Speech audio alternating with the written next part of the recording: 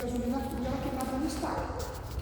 Aí dá um pipoco, por quê? Porque o escape vai estar quente e a gasolina crua vai estar indo para o escapamento. Isso é o Pops and Pans. Vulgo pipoco. Tá? O álcool ajuda a limpar o mar. O álcool, pessoal, além de não criar carbonização, porque o álcool, o que acontece? O álcool, ele tem, dentro da composição dele, tem água. O álcool etílico, o álcool anidro, né? Álcool etílico hidratado, que é o álcool combustível. O álcool anidro é o que vai na gasolina misturado. O álcool etílico hidratado, como o anidro, etanol, que é o álcool combustível, ele tem água. Tudo companheiro que não queimar, que por algum motivo não queime na combustão, ele acaba, pelo aquecimento interno do cilindro, da câmara e tudo mais, ele acaba evaporando e sai pelo escapamento em forma de vapor. O GNV também é muito. O GNV Os caras também teve 7 anos carro GNV. não carboniza. Abrir cabeçote, cara, zero. Mas seca tudo. Não. Não, Então, depois eu falo o problema do GNV em relação a isso aqui. E só uma pergunta, no caso, se o cara usa o carro todo na gasolina, né? Tipo, o carro é mais velhinho, andou a vida toda no. E daí pensa em botar álcool, não pode, né? Começa que ele precisa pelo menos ser flex. Não, sim, sempre flex, claro, né? Só que daí. Não tem problema nenhum. Eu já ouvi falar que o carro que anda todo na gasolina, o cara pensa em botar álcool e dá uma falhadinha. Vamos chegar nesse É, o meu queimou o bico e as velas, por causa da explosão dele. Não é. Vamos explicar isso também. Fala. O meu queimou as velas e o bico dele, porque eu só usava a gasolina. Aí eu fui e enchi o tanque de álcool, ele deu a explosão, assim, o primeiro dia que eu peguei ele saí do posto, ele andava bem pra caramba. Aí depois aí enfraqueceu, fui ver, tinha queimado as válvulas e o bico. Daí o cara falou que foi por causa da explosão. Pensar que o álcool explode mais do que não tem uma chance maior de explodir do que a gasolina. Quente, não. Ele trabalha melhor. Não, isso sim. Mas aí você vai abastecer o fio. Sei lá, faz sentido? Não faz sentido. Faz sentido. Cara, isso é mais fácil isso acontecer por causa de uma alteração do combustível do que pelo fato de tu usar gasolina e tu botar álcool. Já vou chegar nessa parte da mistura. Ele vai responder a tua pergunta e a tua pergunta. E depois eu complemento com o GNV, que foi o que tu comentou. Como eu estava falando, a gasolina, ela gera acúmulo de sujeira. Ah, mas se eu botar só pode, vai dar acúmulo de sujeira também. Toda gasolina, ela vai gerar resíduo de carbonização. Então, os caras podem usar a melhor gasolina do mundo, ela vai deixar algum resíduo de carbonização. Todo combustível fóssil, combustível feito de petróleo, ele vai deixar resíduo. Mais, menos. A pode vai deixar menos? Provavelmente ela vai deixar menos. Mas ela ainda assim vai deixar. Tem um acumulado de comum. A ordem de combustão e ignição vai ser 1, 3, 4, 2. Então aqui, ó, o 1 é o de cá, o 4 é o de lá. Tá? 1, 2, 3, 4. Primeiro, o primeiro de cá tomou a combustão. Ele já admitiu, comprimiu, combustão. Desceu com força. Quem é o próximo que vai estar nessa fase de tomar combustão? O 3. Por quê? O 3 ele vai estar lá em cima. Ó, quando o primeiro desceu com força pela combustão, o terceiro está subindo. Tá vendo? O primeiro e o terceiro não são ligados no mesmo par. Tá vendo? O primeiro está lá embaixo, o terceiro está em cima. O terceiro é esse, né? Isso, exatamente. O terceiro está lá em cima. Terminando de comprimir. E o segundo é que não. E o segundo, ele está junto com o terceiro, no par de trabalho, só que enquanto o terceiro está indo lá em cima comprimir, finalizar a compressão para descer com força, o segundo, ele acabou de explodir gases do escape e vai começar a descer adiantinho. Os dois estão no topo em cima juntos, só que cada um fazendo o serviço. Aí o 3 desceu com força. Nesse momento, o 1 e o 2 estão em cima de novo. Só que o 1 que antes estava em cima, finalizando a admissão para fazer a compressão descer, a compressão para descer de força, agora ele terminou aquele ciclo que terminou de subir para expulsar os gases. O 4 que subiu, que está junto, ele está lá em cima, finalizando a compressão e vai descer com força, gerando energia. Então eles trabalham sempre fazendo o trabalho de gerar energia por vez. Por último, é o 2. 1, 3, 4, 2. Então tu sempre vai ter uma sequência lógica de trabalho, para que não fique um buraco. Onde é que vai ter um buraco? No motor monocilíndrico. Pega um motor de moto 125, motores mono. Aí sim, claro, tem um buraco gigante. Por quê? Admitiu-se que faz sem ganhar nada. Comprimiu fazendo esforço. Porque quando comprime tem peso. Brigou, pum, combustão, força. A próxima volta só no embalo. Subiu só com o embalo da combustão. Desceu com o embalo da combustão. Subiu comprimindo, brigando. Combustão, pum, força. Então tem um buraco muito grande no motor monocilindro para gerar energia de novo. Gerou. Vai no embalo, gera de novo.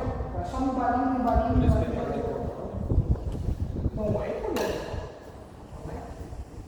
Aí que tá. Faz uma conta bem simples. Tu tem um quid, 3 cilindros. Pega uma CG. O quid 1.0, 3 cilindros. Pega uma CG 150 cilindradas. Qual é a média de consumo de uma CG? 1 cilindro e 150 cilindradas. 40 por litro? Não, 72, 35. Não, eu fui otimista. 35. Não. Minha filha fez 32, cara. A 160 faz 40 na manhã. Não, mas a 160 vai vir na manhã. Que seja, 160. Vamos lá, chutando outro 40 por litro. Com 150 cilindradas, guarda esse número, 150. Faz 40 por litro. O Quid tem 1000 cilindradas. 3 cilindros de 333, mais ou menos. Cilindrada, esses 990 quebradinhos, né? 3 cilindros de 350 cilindradas. Faz quanto? 15 a 18.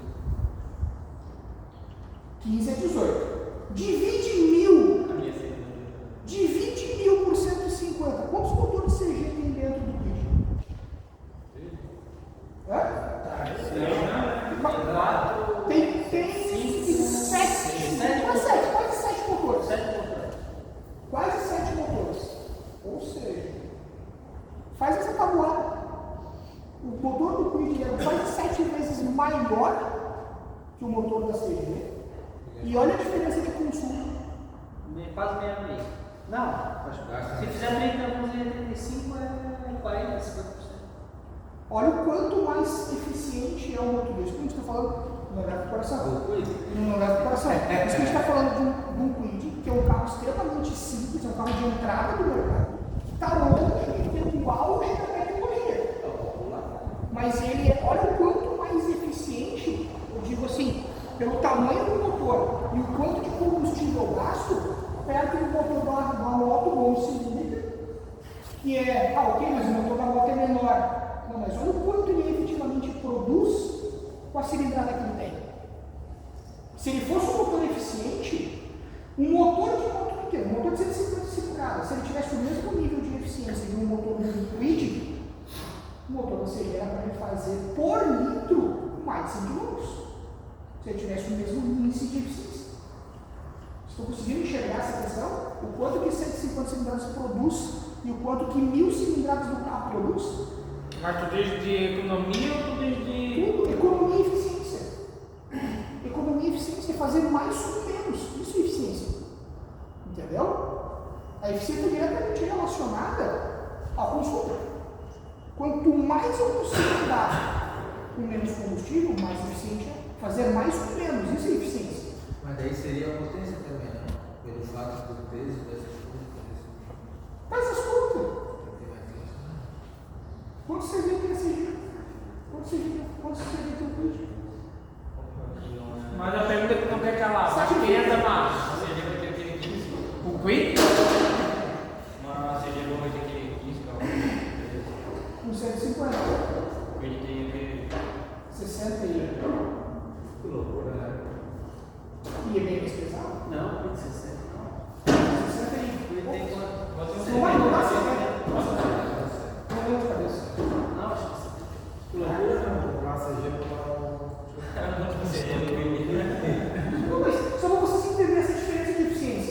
O carro, tu sempre vai ter algum cilindro fornecendo energia. A moto, mono, tu vai ter um jato, gerou que não, tu vai ter 3 tempos que não está acontecendo nada, só consumindo. Tu vai ter 3 tempos mortos do motor. É desconfortável, assim. Aí vai querer de novo. Um motor do carro, seja em 3 cilindros, 4 cilindros, tu sempre vai ter algum cilindro produzindo. Ou seja, não tem sempre o outro só no embalo, entendeu? Que não acontece absolutamente nada. Alguém vai estar fornecendo energia. Sempre. Essa é a ideia da eficiência. Mas voltando para cá. Quando eu uso um combustível. Quando eu uso álcool. O álcool, pessoal, como eu estava falando, então ele não deixa resíduo. Vamos falar sobre isso. Voltando à octanagem, eu estava falando da octanagem. A octanagem, pessoal, quanto mais baixa ela é, pior é o combustível. Porque o combustível vai queimar sozinho mais fácil. Queima espontâneo, que prejudica todo o funcionamento do carro, por isso que vai ficar xoxo, vai ficar fraco, vai criar mais carbonização ainda. Um combustível de alta octanagem, ele vai ter uma queima mais precisa, ele vai queimar só na hora que realmente precisa. Qual é a diferença da gasolina comum, aditivada e a pódio? Ela queima só na hora que precisa. A octanagem. Comum e aditivada, a octanagem é mais baixa do que a da pódio. Mas a comum não é melhor que a aditivada? Depende do ponto de vista. Tem gente, a maioria defende que a comum é melhor que a aditivada. O que é Por causa dos aditivos, justamente vai se perder. O que é o aditivo da gasolina aditivada? A única diferença, vamos agora partir de uma situação. Qual que é a única diferença da gasolina comum aditivada? Aditivo. Sabe onde é que toda gasolina vendida no Brasil ela sai da mesma torneira? Vocês sabem disso? Não importa o posto que tu abasteça. A mistura eles fazem é quando chega a gasolina no caminhão. A hora que eles vão botar no tanque é que eles fazem a mistura. E mistura, eles enchem o tanque do caminhão, o reservatório do caminhão e põe ali. Ele mistura no andar do caminhão. Ele já chega no posto misturado pelo cima da carga. Tá? Tu vai abastecer no posto Shell, no Ipiranga, no BR, no Mário, no posto Sem Bandeira, todas as gasolinas deles saem do mesmo lugar. Da Petrobras, no Brasil, fabrica e tem dia que tem a autorização para produzir gasolinas, é a Petrobras. Então você vai na mesma torneira, todas as gasolinas são iguais. Gasolina comum de todo mundo é igual. Ah, mas a minha gasolina é melhor que a do fulano. É tudo igual. A comum é totalmente igual para todo mundo, a não ser a do cara que está no terra. Nós estamos no mundo perfeito, a gasolina que sai da refinaria que vai ficando. Tá? É exatamente a mesma. Igualzinha. A gasolina aditivada é um copo de aditivo que eles colocam dentro da carreta. É só um copo de aditivo, é 500 ml. Uma carreta de 30 mil litros. É nada. E sabe o que é o aditivo? Esse troço que é mega concentrado, porque ele muda a cor da gasolina. O troço é um. Mas é verdade que fala da coisa do bico? O aditivo ele serve justamente para ajudar a limpar o sistema.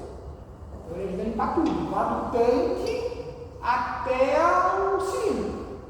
Só que não adianta tu botar gasolina comum a vida toda e lá, uma vez por ano, botar gasolina aditivada. Não vai resolver. A gasolina aditivada faz diferença na limpeza se tu sempre usa ela. Se tu sempre usa gasolina, tu desmonta isso, cara, é visível. Tu desmonta o motor que anda só na comum. Tu desmonta o motor que anda só na aditivada, tem diferença. O motor que anda só na aditivada ele é menos sujo, ele é menos cascudo. Se tu pega um carro que anda só na pódio, é mais limpo ainda. Fala, pessoal, tipo, a minha moto do motor eu poderia taxar para o carro. Tá. Olha só, Taxar para pódio. O que seria taxar para pódio? Nem me explica. ele fez o. Tá, então agora eu vou botar uma pulga atrás da orelha. Agora eu vou botar a família inteira de pulga atrás da orelha. Tá? A aldeia, a colônia de pulga inteira atrás da orelha.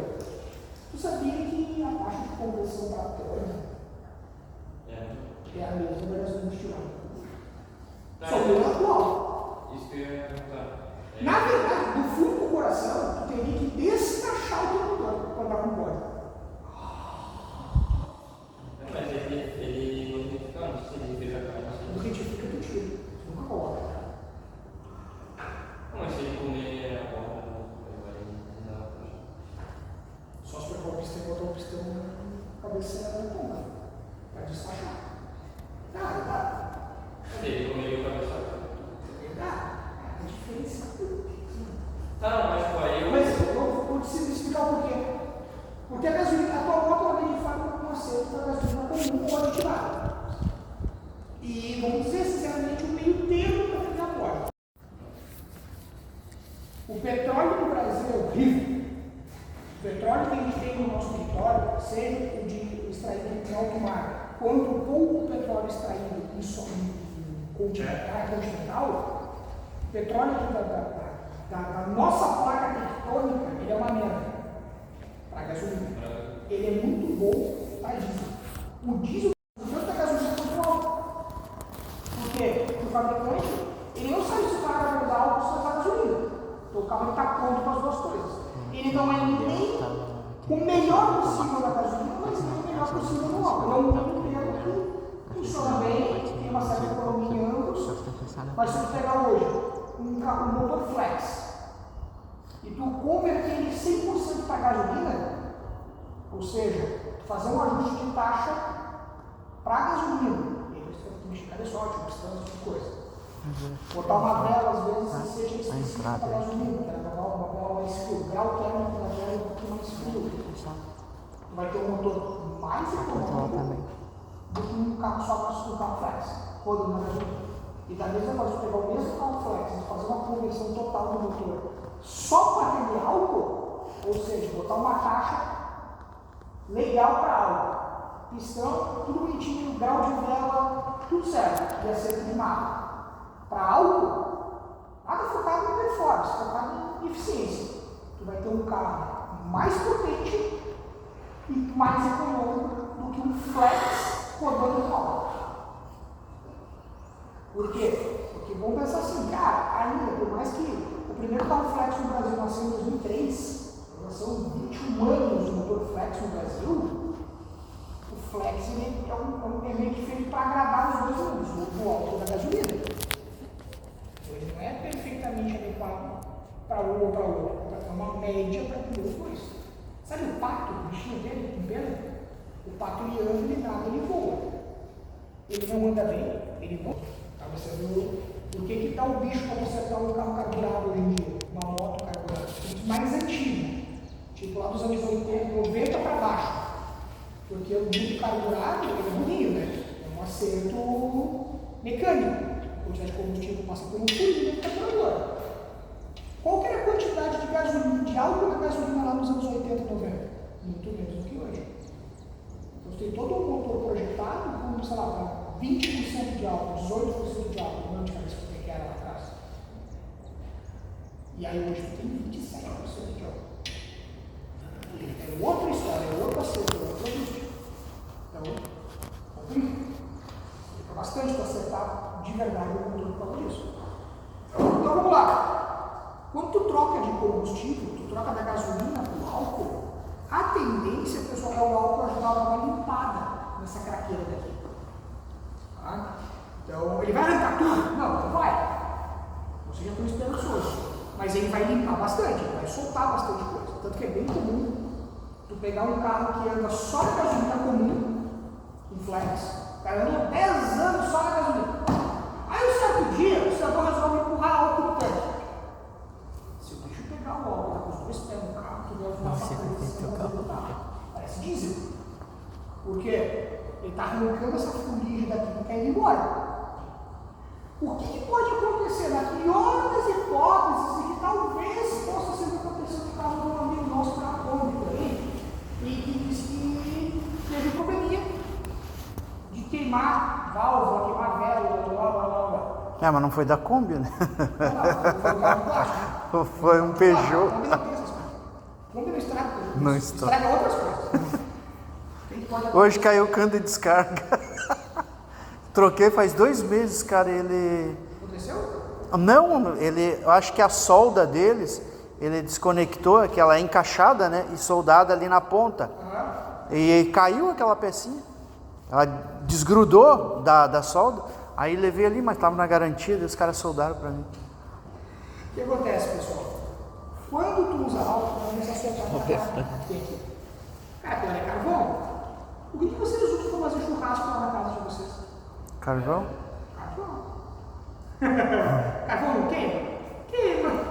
Então, se tu tiver uma grande concentração de carvão aqui nos últimos 10 anos usando só gasolina comum, a hora que começar a soltar esse carvão, ele pode começar a querer queimar.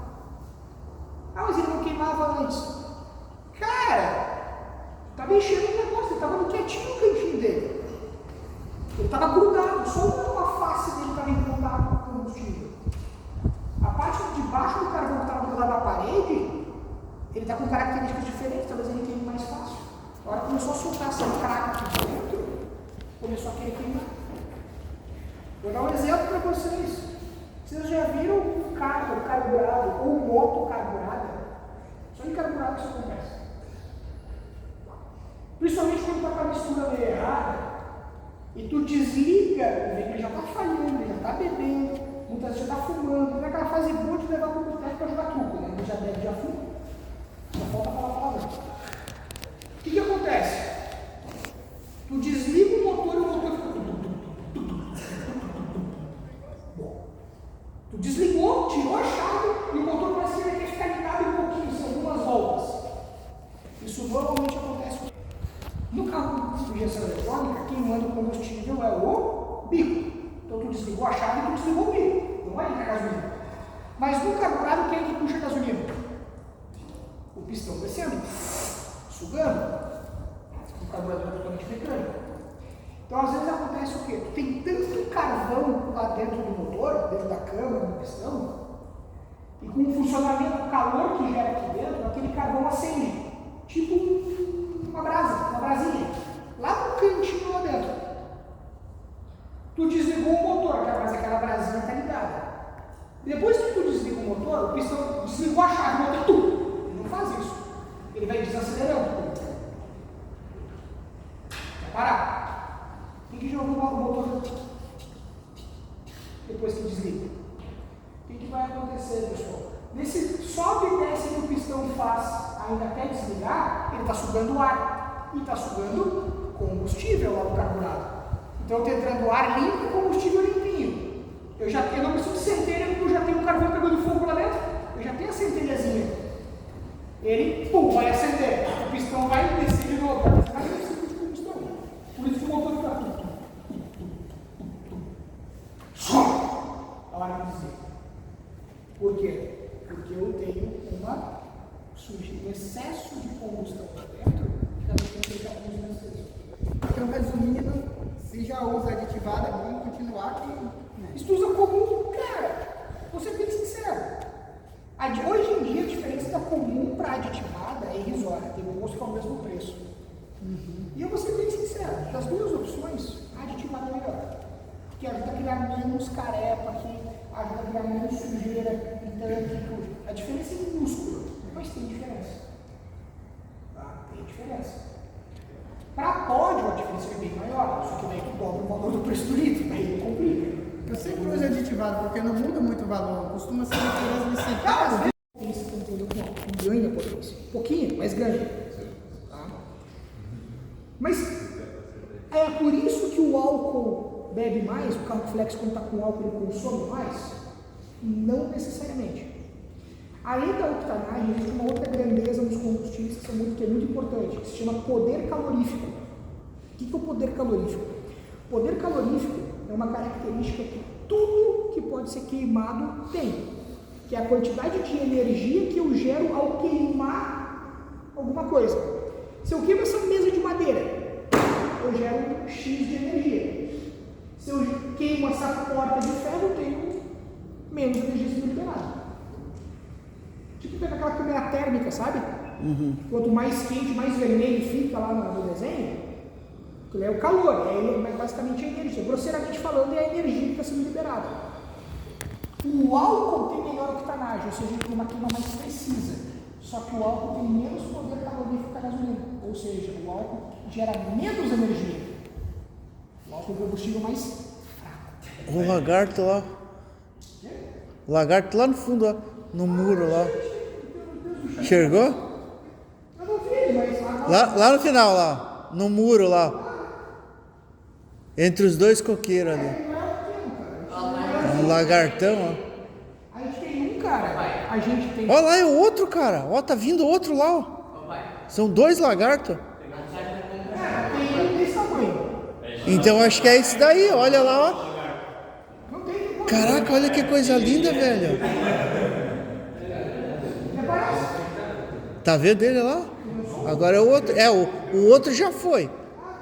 O outro passou nas pedras lá. Agora esse ali tá na brita. Bem grande, ele morava embaixo lá, tá com uns pallets com uns negócios de piso em cima. Ele morava embaixo daqueles pallets, tipo, eu achei era grande, né? Grande. Ele sumiu, não sei se... Outro? Ele virou preso. Aqui, ó. De frente com a placa. Tinha um que era grande, que parecia surrado. Ah, já tem o. Ó, o outro. Cara, tem 3 lagartos, velho. Ó, o outro ali, ó. Eles foram os quero. Perto da Kombi lá. Ah, um outro vendo. Lá no meio lá. Um outro vendo. Cadê o outro? Os quero faz ninho naquele graminha no meio. Tem um lá. Cara, tem 2 lá. Olha lá, olha o tamanho daquele. Onde o outro? Ah, o outro tá indo pra trás da conta. Tá vendo que o rabo dele tá cortado? Aham, já deram uma pedrada no Nada, rabo aquele dele. lá é porque ele tá saindo da toca agora. Quando ele entra na toca, no inverno ele come o próprio rabo. Eu tô muito cego, eu só vejo um. Tá ligado? Não, os outros já foram lá no gramado atrás da pedra lá. Entendeu? Eu tô vendo um. É, ele come. O álcool é um combustível mais fraco do que a gasolina. Só que ele ganha em potência por causa da queima mais completa, por causa da octanagem alta. Entenderam? Então ele compensa. Essa é a diferença de uma coisa para outra. O GNV, por outro lado, tem a melhor octanagem de todos. O GNV é 125 octanas, se eu não me engano. É bem mais alto. Ou seja, um combustível bem melhor em termos de qualidade de queima. Qual que é a questão? O poder calorífico dele também é baixo. Ou seja, ele gera menos energia, que é o que faz o GNV, com uma diferença muito grande, diferente do álcool, que tem octanagem alta e produz menos energia que a gasolina. O GNV tem bem mais octanagem, tem bem menos poder calorífico. Por isso que o GNV, ele é econômico, dado os comparativos. Se for pegar o metro cúbico dele, não é, vamos pensar aqui, quanto eu rodo com metro cúbico de gás para quanto eu rodo com 1 litro de gasolina, tem uma diferençazinha? Tem. O pessoal usava muito porque o preço do gás era baixo, hoje não é muito mais a pena. Mas baixou o jogo, né? Baixou os valores. Tá 4. O que acontece? O GNV, ele gera menos energia, ele tem pouca capacidade de gerar potência, e o GNV, ele, por ser um gás e não um líquido pulverizado aqui dentro, ele não ajuda muito na dissipação de calor. Então, por muito tempo, hoje em dia os mecânicos já estão um pouquinho mais conscientes e sabem que tu tem que dar um torque específico na vela. Você não aperta, principalmente quem mexe com GNV, ou que vê que o carro tem GNV, o cara já toma um pouquinho mais de cuidado de não apertar as velas. Era muito comum nos primórdios do GNV tu ter câmara de cabeçote trincada. O pessoal, a culpa é do GNV. Não, a culpa não é do GNV de trincar. A culpa é do GNV esquenta mais, isso é verdade. Muito mais a câmara. Porque pode ser prejudicial dependendo do caso. Só que o que acontece? Se tu apertar demais a vela na hora de colocar, torquear na força do ódio a vela, o que vai acontecer? Tu vai fragilizar o alumínio do cabeçote. Como o GNV esquenta bastante, o cabeçote vai dilatar mais. E aí ele trinca o cabeçote perto da vela. Então foi o que aconteceu com a minha que trincou o cabeçote. O que aconteceu? Bem na vela ali. Mais comum era trincar da vela para alguma das válvulas ou fazer um monte de pezinho de galinha em volta Se o cidadão desse um torque, ok, certinho na vela, isso diminui esse risco. Você instalou ela ali, você sentiu que a rosquinha tudo encaixou direitinho, já está o suficiente, não precisa ficar. O ideal para a rosquinha encaixar direitinho, não tem nada de ser verificado. No mundo perfeito, tu torquearia essa vela para algo aproximadamente 2 kg de torque. Que é o que normalmente o fabricante recomenda, algo muito próximo disso. Tá? Então o que tem que tomar cuidado? Se tu aperta demais, tu fragiliza aqui, espanar o teu cabeçote, trincar o cabeçote, um monte de problemas por aperto excessivo. Se tu torqueia de menos, se tu aperta de menos a vela, tu tem risco de ter fuga, tem que ter vazamento de compressão. Então, na hora que o pistão está subindo, comprimindo a mistura, vai vazar a compressão pela rosca da vela. Então como que eu faço? Usando o torquinho. Para apertar a vela. O certo seria. Cara, mas ele não cabe. Onde é que eu vou botar o torquímetro na Kombi? Por baixo, na Kombi, tu coloca por baixo. É por trás ali, daí tem o cofre do motor. Pela caixa de roda. Fica pela lateral. Pela caixa de roda. E aquela velinha que tem na vela é tipo igual a do jambone, aquela massa, um pouco. Isso mesmo. Então eu estava tirando essa vela para E qual a força do que eu uso? 20 kg. Usando 2 kg. Justamente. Eu estava tirando ela para vocês.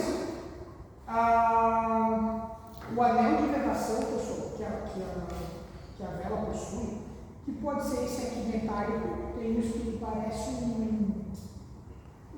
uma fibra, é diferente. Eles vedam por amassamento.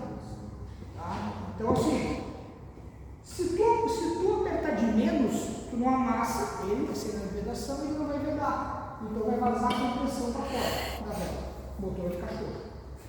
Se tu apertar demais, ok, pode apertar isso aqui e essa furada que ela vai vedar. Só que tu pode, através da rosca da vela, danificar ou espanar a rosca do cabeçote, tem de cabeçote de alumínio e a rosca de aço, pode espanar a rosca do cabeçote, tu pode trincar o cabeçote para aperto excessivo. Não vai trincar na hora, vai trincar quando esquentar.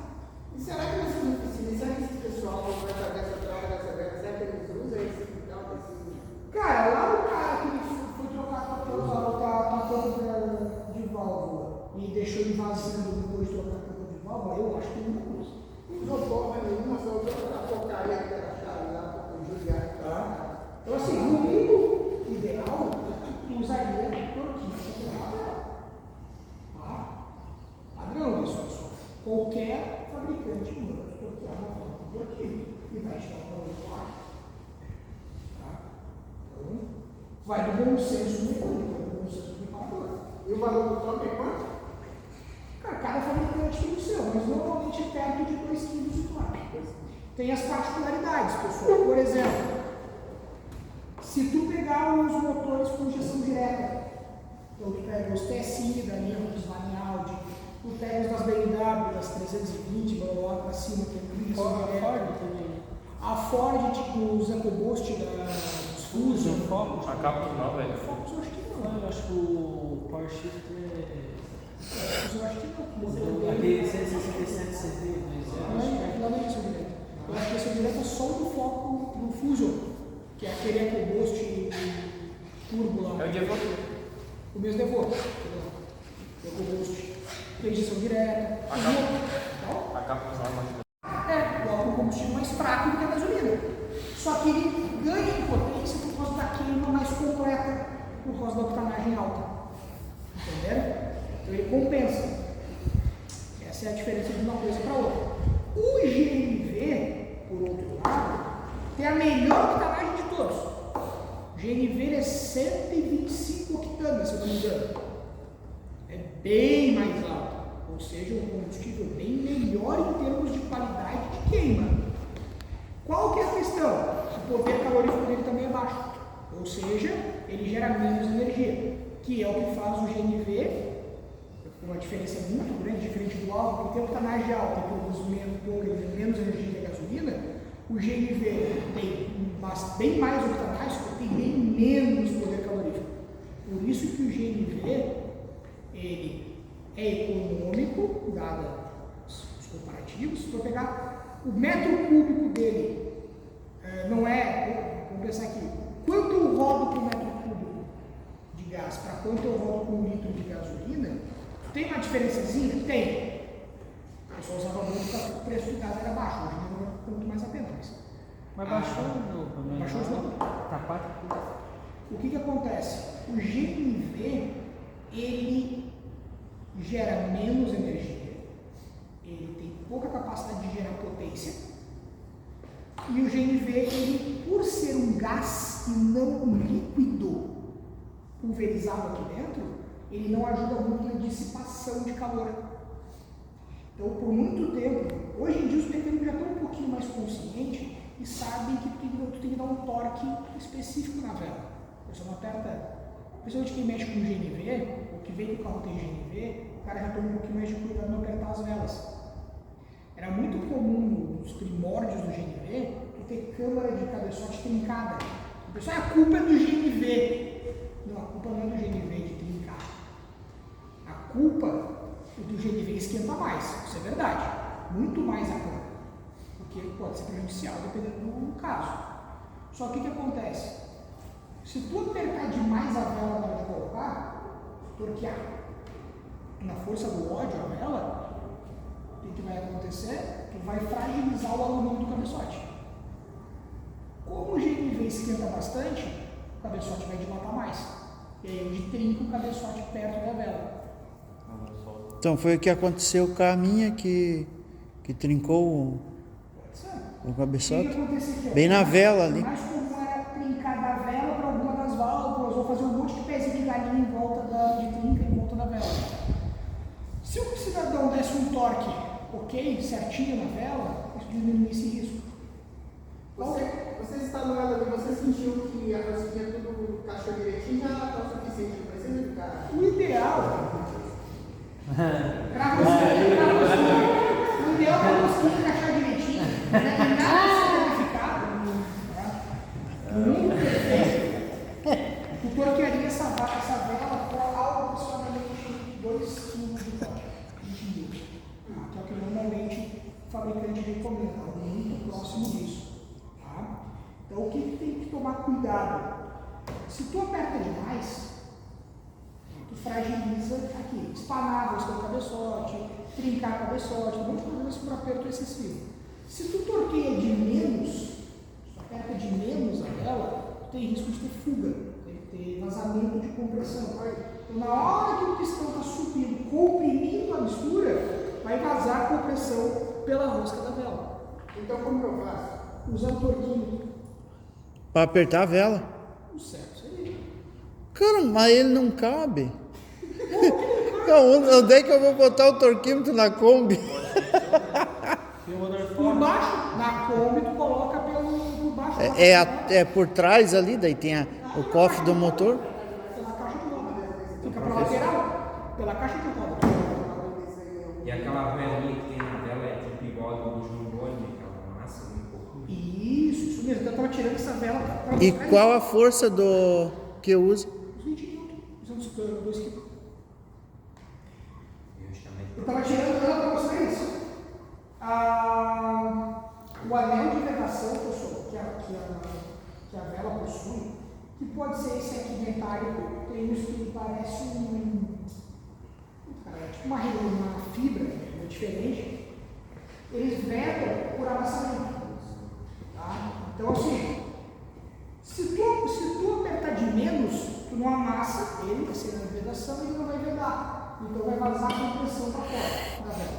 O motor vai ficar xoxo.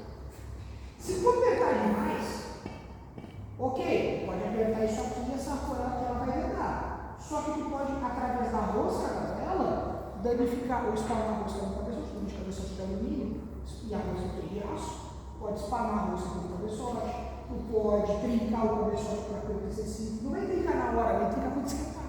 E será que nessa oficina, será que esse pessoal vai fazer essa troca dessa vela? Será que eles usam esse tal desse? Cara, lá no cara que foi trocar a tampa de e deixou ele vazando depois de trocar a tampa de válvula, eu acho que não é coisa. Não toma nenhuma, só a porcaria que era chave lá para judiar. Tá? Então, assim, no mínimo ideal, tu usaria torquinho para vela. Tá? Padrão isso, pessoal. Qualquer fabricante manda torquear uma vela com torquinho e vai te dar um valor claro. Tá? Então, vai do bom senso mecânico, do bom senso do reparador. E o valor do torque é quanto? Cara, cada fabricante tem o seu, mas normalmente é perto de 2 kg de torque. Tem as particularidades, pessoal. Por exemplo, se tu pegar os motores com injeção direta, então tu pega os TSI da linha Volkswagen Audi, tu pega os das BMW, das 320, blá blá blá, pra cima, que é injeção direta. A Ford, tipo, os EcoBoost dos Fusion.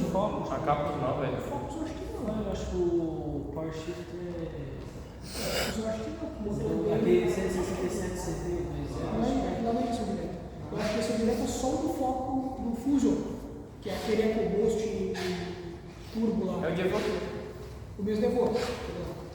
EcoBoost. Tem injeção direta. Então, A capa nova. arrisca o torque que o fabricante dá. Tem outro problema. Os motores com injeção direta, vamos pensar assim, ó. A diferença gritante do motor, do físico do motor, é que o bico, o injetor da injeção direta, ele normalmente está conectado no cabeçote e não no coletor de admissão. Ele injeta direto no cabeçote da câmara. E o que acontece? A hora que ele injeta o combustível, ele já vai injetar, começando já a queima desse combustível.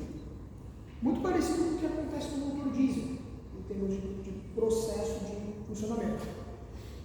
Alguns desses motores, eu sei que o BMW acontece isso, e os da Volkswagen Audi acontece isso. Se tu não der o torque certo, a vela fica em outra posição, então em relação ao aperto. A abertura do eletrodo aqui, ó, aonde fica, para que lado fica a abertura dos eletrodos, interfere na queima. Então o que acontece? Se tu torqueou, usei o torquímetro, mas cara, meu torquímetro está descalibrado, eu dei o torque certo, mas não ficou aquela coisa bem certinho. Se a abertura aqui, o lado que o eletrodo é aberto, ficar fora da posição, a queima é errada. E aí o carro pode gerar código de falha de acende a luz de injeção e dá código de falha de ignição, de algum cilindro falhando. Então assim, normalmente os carros que tem essa questão, a vela é diferente, a vela tem um corpo liso aqui no começo, a rosca dela é lisa no começo, para que tenha um padrão de início da rosca. Aí tu vai encaixar ela, vai rosquear toda com a mão, com a chãozinha, e tu vai dar o torque no final bem certinho. Com o torque padrão, a abertura da vela fica virada para o bico, para otimizar a queima. Se tu deixar ela virada, ela gera código de falha. Como é que eu descobri isso? Porque eu fui pesquisar tudo que as velas Trocou a vela, o carro começou a falhar. A3 1.4, e depois que eu troquei as velas do A3, o carro acendeu a luz da injeção e ia precisar da ignição.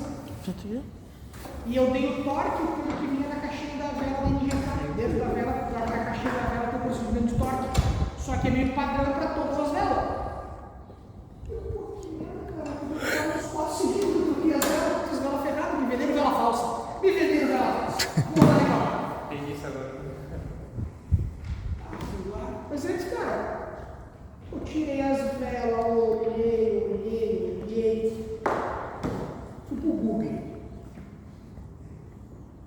Achei um treinamento do Scopino, que é o que dá os treinamentos lá da oficina Volkswagen, falando sobre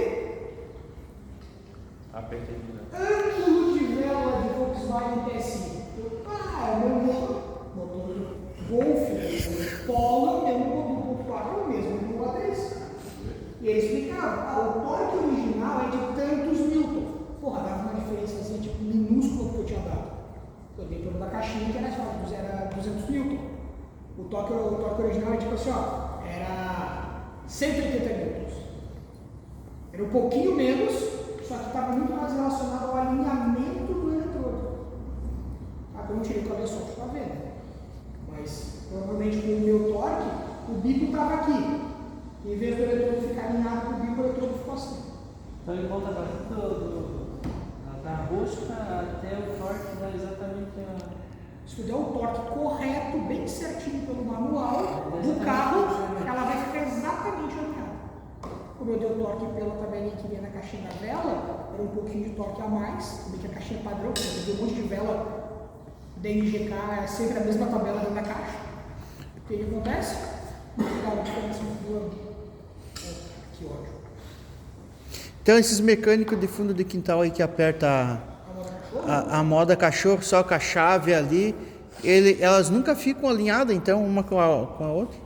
Porque pensa que Não, mas aí não tem tu não vai problema. dar um torque exatamente igual em todas elas se não tiver uma ferramenta para te fazer isso. Não tem problema. Mas dá algum problema? Nos Pode tecidos, ficar... o carro gera código de falha. Fica sem luz da injeção. Ah, no da injeção eletrônica. No Mas geral, os outros, qual é o problema? Tu dá torque demais e estragar alguma coisa, dá torque de menos e vazar. Então me diz uma coisa, porque quando a luz de gestão acende, o carro fica muito fraco. Porque algum problema existe. Ela não vai acender simplesmente. Quando o voltante acendeu, ela vai lá e acende. Ela acende porque algum problema existe. A menos que ele tem. Não, GM não vai ter custo para acender luz, né? Tipo, ó, o caminhão que eu dirigi, o AT 2430, ele dava um problema no câmbio. O câmbio dava um problema no câmbio, acendia a luz, não, minto, do ar. Do ar acendia e ele ficava. ah, tu sacaneou, cara. Eu senti gelada. O outro molhou tudo, velho. Não, tu molhou tudo. Tu me sacaneou, tu me encheu de álcool, cara. Me encheu de álcool minha roupa, filha da mãe. Vai ser um pouquinho. Só um pouquinho nada, tô sentindo gelado aqui, ó. É uma palma, cara. A hora que eu fizer isso, não pode reclamar, cara. Pessoal, pergunta do Giovanni, talvez seja dúvida de outros também. Por que quando a luz de injeção acende, o veículo Deixa eu mostrar no perde vídeo a potência? obra de arte que eu fiz aqui. Muito tem veículo que não perde, dependendo do tipo de falha, tem veículo que perde potência. Nossa, Ele pode perder potência tanto quanto o próprio problema que ele está usando, quanto ele pode tirar a potência de propósito. No teu caso do caminhão, Na verdade, minha garrafinha. o aro, faltou água no tanque. O aro, quem não sabe, o aro 32 é um líquido, uma ureia, que vai no tanque e ela é injetada dentro do escapamento do caminhão para diminuir a emissão de poluente. É lei, tem que ter o aro. Pega a fumada é grande, tá? Porque não é só infração de trânsito, entra na lei ambiental também. Então, o que Vai até preso. O que acontece, pessoal? Digamos que falte água no tanque do ar. O caminhão, em tese, ele tem que te impedir de andar. Porque, teoricamente, o caminhão está poluindo muito mais do que ele deveria. Se o fabricante não... Olha, se a lei diz que o fabricante é obrigado a vender o caminhão com esse sistema, está poluindo menos. Se a lei diz que o caminhoneiro não pode, o dono do caminhão, ou quem dirige o caminhão, não pode fazer nenhuma adulteração no sistema do água, porque tu vai estar gerando uma emissão de poluente muito acima do que é permitido por lei, o caminhão tem que de alguma forma te impedir de andar com ele. Então o que acontece? Ele entra em modo, tem caminhão que simplesmente corta, que desliga, o caminhão para e não liga o motor. Ele liga e morre, ele liga e morre, ele liga e morre, ele não deixa andar. E tem caminhão que ele vai entrar em modo de emergência. O que é o modo de emergência? Ele põe a central de injeção, coloca o veículo num modo onde ele não vai deixar que poluir esse excesso.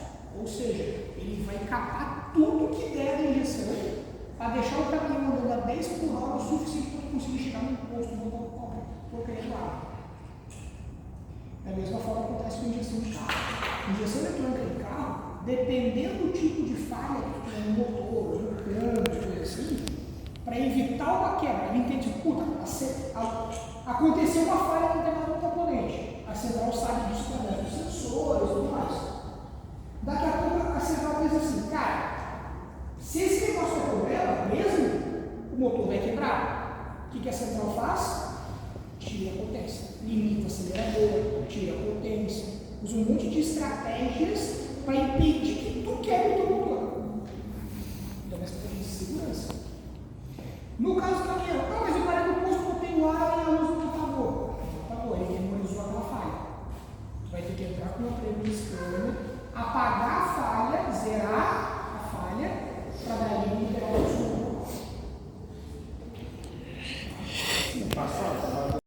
É quando tu coloca coisas diferentes a trabalhar num determinado ritmo onde todas trabalham juntas, de forma sincronizada. Então, quando eu falo de correia dentada, o sincronismo dessa correia é por quê? Porque aqui dentro do bloco do motor eu tenho um virabrequim que está girando, movimentando os pistões para cima e para baixo.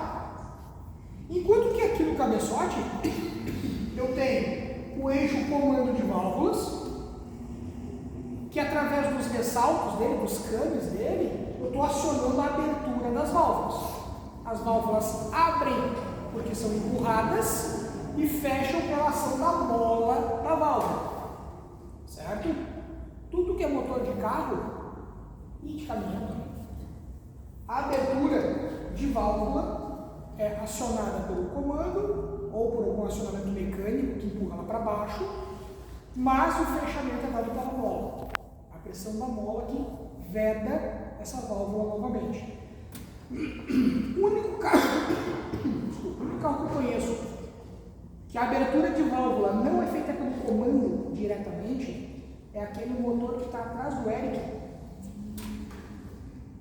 Parece um Fire daqui, mas ele é um Fire um pouquinho diferente, que é um motor multi-air da Fiat. Aquele motor ali, o escape é acionado pelo comando, só que as válvulas de admissão elas são acionadas por uma eletroválvula. Eletrodráulica. Eletroválvula usa pressão de óleo para abrir a válvula de admissão.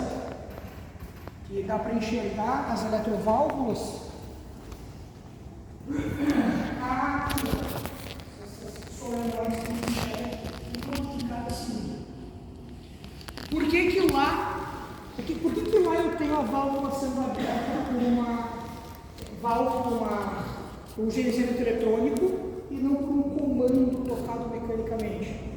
Foi uma estratégia que a Fiat criou para conseguir acertar o motor dependendo da demanda. Ou seja, eu posso ter um motor mais econômico quando precisa, mais forte quando precisa, só mudando a abertura das válvulas de admissão. Abre antes, ou abre depois, ou abre mais por mais tempo, por menos tempo, tudo dependendo do acelerador, da demanda que tu tem. Então, na maciotinha, linha reta, BR, que é a economia, velocidade constante, ela vai trabalhar no regime de abre e fecha a válvula de admissão, condizente com essa condição. Estou numa serra assim, ó, pé embaixo, ainda o pé embaixo mais ainda para fazer uma ultrapassagem. Ele ajusta esse tempo de abertura e a hora que abre, o quanto que abre, por quanto tempo que abre, justamente para ter mais ganho. Tá? Mas no geral, tu vai ter um comando de válvula para cuidar dessa abertura. Mas daí, no caso, é girado pelo coisa e tal. Sim, então, continua tendo comando para as válvulas de escape. As válvulas de escape continuam sendo acionadas pelo comando. Só as de admissão que vão ser por essa eletroválvula. Tá? Construção de motor, pessoal, só para a gente entender esse sincronismo. Já que a gente entendeu que lá embaixo eu tenho o virabrequim, aqui em cima eu tenho o comando e eu preciso sincronizar essas duas coisas. Tem motores que tem. Vamos falar de coisa moderna, né?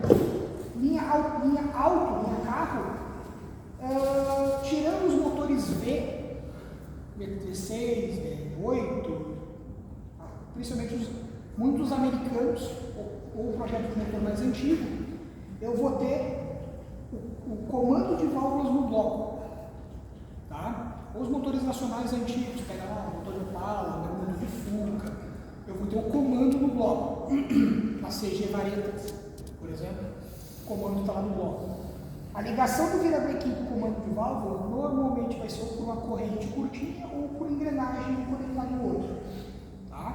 E aí eu jogo o movimento de abertura das válvulas através de varetas para acionar as válvulas lá no cabeçote. Opção número 1, esses são os motores OHV, Overhead Valves, que é os motores que tem o comando no bloco.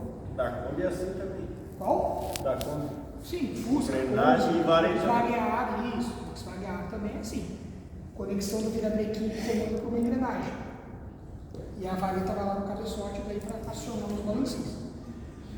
Segunda opção de cabeçote, o OHC, que é esse cabeçote aqui, Overhead Camshaft. Eu tenho um comando no cabeçote.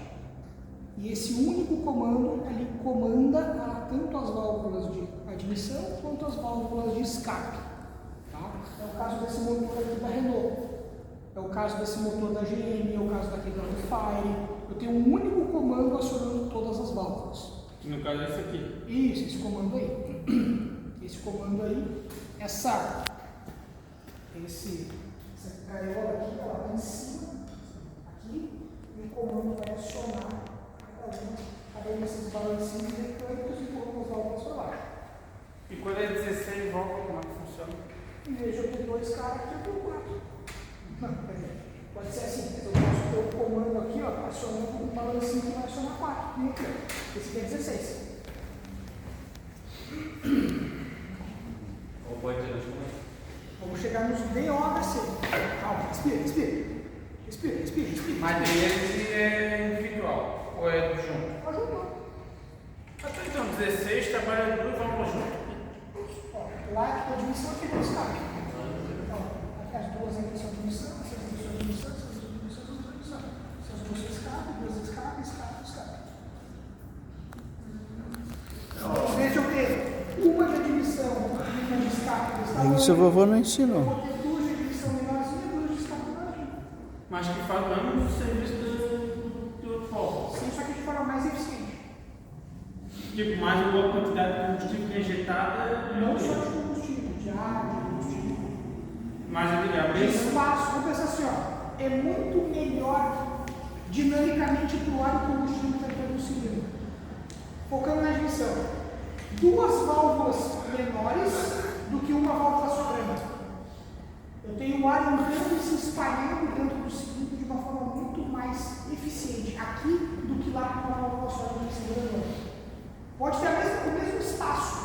Se eu somar a área dessas duas de admissão pequenininha com aquela uma única de admissão grandona, tem o mesmo espaço, a mesma quantidade de ar entrando. Só que o fato de eu ter duas válvulas aqui, eu tenho o ar se espalhando de forma homogênea melhor do que lá, que eu tenho um único buraco grande entrando. 16 válvulas tem mais torque. Tem mais torque. O 8 válvulas tem mais torque embaixo. Mas ele é bom para baixo. O 16 é bom para alto. Tem mais algumas diferenças de Então tá explicado. Mas é Meu cru. quase isso. Meu cru é 16, aí eu vejo que eu tipo, passo no campeonato terceira, ele vai lá meio que apanha para Qual carro? o Clio. O ponto zero? É. Tem que passar pra ser esse motor. Aí ele tem que passar para segunda. O teu Clio é esse motor. Então, daí ele. Ah, pô, cara. Ó, é igualzinho esse motor. Sim. Só que ele em alta